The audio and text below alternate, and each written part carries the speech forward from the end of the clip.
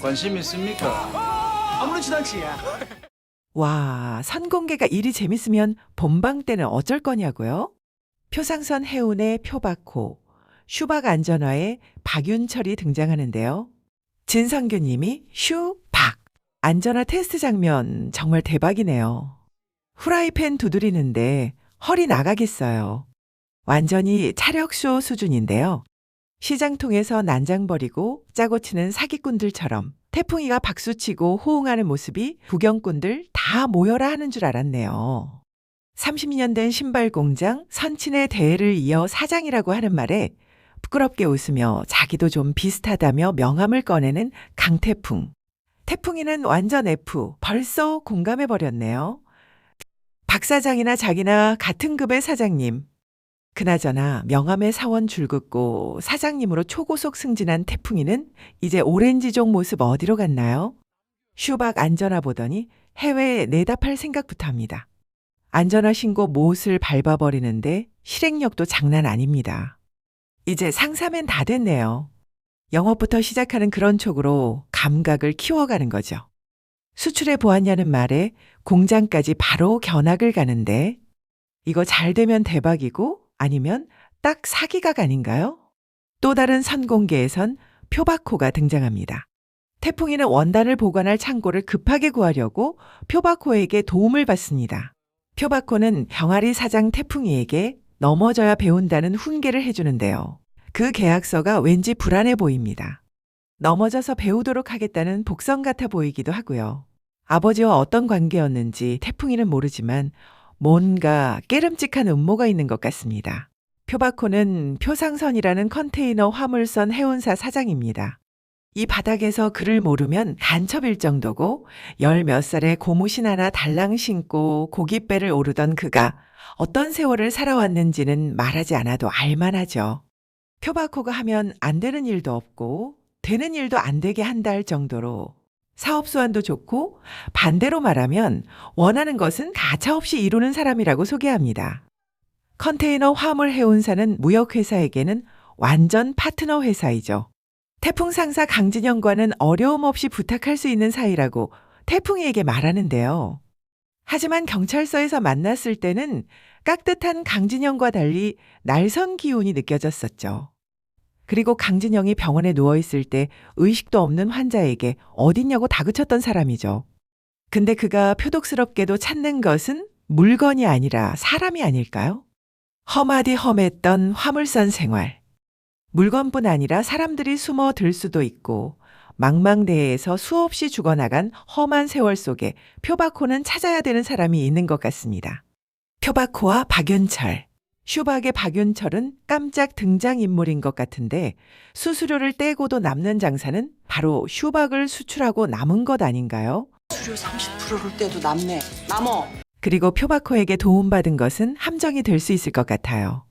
이태리로부터 받은 고급 원단은 보관도 잘해야 하는데 표박호가 소개해준 창고는 낡아서 엉망진창. 저기요.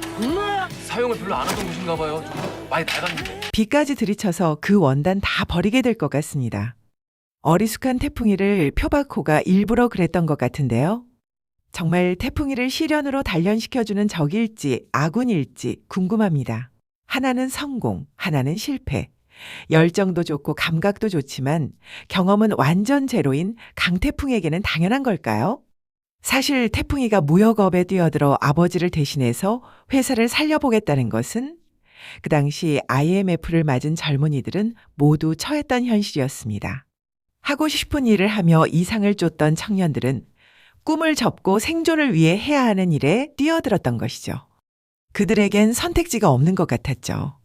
이 드라마가 태풍이와 오미선처럼 또 자식의 꿈을 위해 살아냈던 강진영처럼 살아온 많은 이들과 공감하는 부분이 정말 크다는 게 매력인 것 같습니다. 하지만 강태풍의 이야기는 열심히 해서 태풍 상사를 일으켜 세우고 잘 살았다로 끝나지 않을 겁니다. 좀 더 들어보시죠. 가족을 위해 회사에 온 세월을 바쳐온 아버지의 눈에는 태풍의 생활이 이상도 현실도 없는 것이었죠. 장미품종 연구는 아직 말도 못한 상태였고 오렌지족으로서 세월만 불태우고 사는 것처럼 말이죠. 아버지의 꿈은 바로 태풍이가 삶을 스스로 읽어내고 꿈을 이루며 사는 것이었습니다. 태풍이가 가꾸었던 장미계량종은 아버지에게 보여드리고 싶던 자기 삶의 결과물이자 이상이었죠. 이제는 보여드릴 수도 인정받을 수도 없지만 아버지의 마음을 처음으로 알게 되었죠. 적금 통장에 남겨진 유언 같은 메시지로 말이죠. 이제 태풍 상사를 일으켜서 생활의 안정을 만든 후 태풍이는 자신이 쏟았던 꿈인 장미 연구를 위해 돌아갈 것 같은 느낌입니다. 그럼 회사는 어쩌고요? 중간 과정 생략하고 결론을 말씀드리자면 진짜 상사맨이자 커리어가 넘쳐나는 누군가에게 맡기는 것 아닐까요? 바로 오미선이죠. 오미선의 꿈은 커리어 우먼이 되는 것. 생계를 위해 아직 대학을 못 갔지만 실력이 아니라 시간과 돈이 없어서 못 간 것이죠. 그녀가 생각하는 커리어 우먼은 대학을 나와서 전공을 하는 게 조건이라고 여기는 것 같습니다. 회사 격리를 아무리 오래 하고 회사 살림살이를 꿰뚫고 있다 해도 커리어 우먼이라고 하지는 않았으니 말이죠. 진짜 회사를 운영할 수 있을 정도의 커리어 우먼이 되는 방법, 상사맨이 되어 이루어지지 않을까요? 사무실과 은행에서 벗어나 현장에서 발로 뛰며 그동안 쌓아온 실력을 펼치는 오미선의 활약, 그리고 태풍 상사 식구들이 자기 이름값을 하는 어벤져스로 함께 뛰어다닐 것으로 보이는데요. 모두 사장 같은 마인드는 아니지만 태풍이가 유일하게 의지할 수 있는 식구들이죠. 구명관, 차선택, 고마진, 배송중. 이들의 이름이 그냥 이름이겠어요? 발군의 실력이 충분한 베테랑들로 거듭날 것 같습니다. 태벤져스라고 해도 될 것 같네요. 와이씨. 나 이럴 줄 알았어. 다음 화에선 태풍이와 미선이의 달달한 장면들이 시작되네요. 지하철에서 처음 만났던 그 설레임이 미선에게서 엿보이고 좌충우돌 태풍이는 미선이의 도움을 따뜻하게 받을 것으로 기대됩니다. 두드려야 할 돌다리를 미처 확인 못할 수도 있고 사람 말을 덜컥 믿고 사기당할 수도 있는 신입사장. 그럴 때마다 곁에서 반발 앞서 먼저 생각하는 사람이 오미선. 태풍이와 미선이의 성격은 서로 잘 보완되는 커플로 보이잖아요. 그들의 달달한 로맨스도 완전 기대됩니다. 둘이 결혼해서 오미선이 회사를 맡고 태풍이는 장미를 키우고 그렇게 결말이 나도 좋을 것 같네요.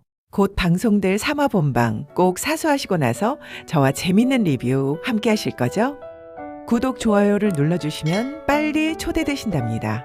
저도 얼른 영상을 만들 수 있는 힘이죠. 오늘도 감사합니다.